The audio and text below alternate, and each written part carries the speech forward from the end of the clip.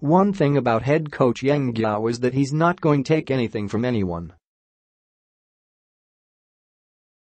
He will stand up for himself. Seriously, literally anyone familiar with the PBA knows that as a fact. Guiao and his Gilas Pilipinas were tested Wednesday at the Meralco Gym here as the national team's practice game against Jordan unfortunately ended with a commotion. As Jordan was protesting a foul call in the fourth quarter, things escalated to the point that the Jordan national team ended up walking out for good.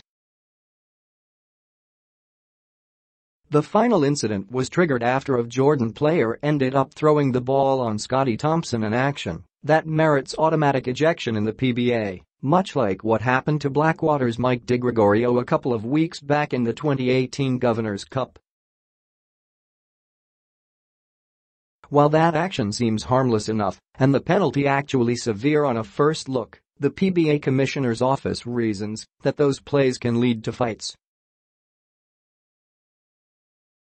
It almost did Wednesday. Guiao and Jordan head coach Joseph Stiebing got into an intense verbal altercation at mid-court, and the visitors decided to end the game prematurely at the 6:26 mark of the fourth, and with Gilas up 82-73.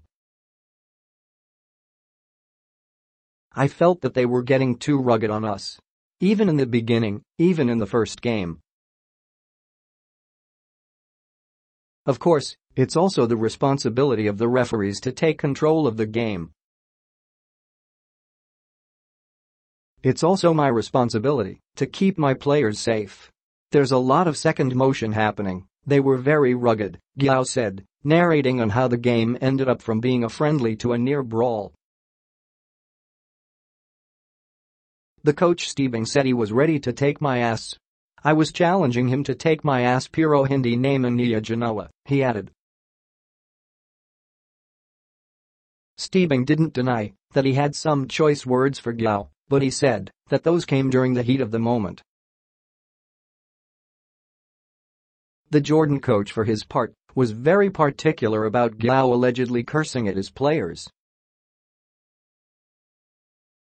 Stiebing said he asked Guiao to stop, but Coach Yeng persisted. Stiebing's reasoning is that coaches cursing at opposing players could lead to fights breaking out.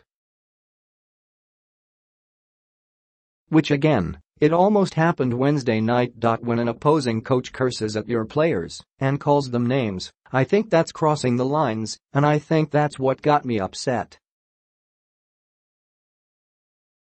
I asked the coach earlier, I said please, don't talk to my players. And then he did it again.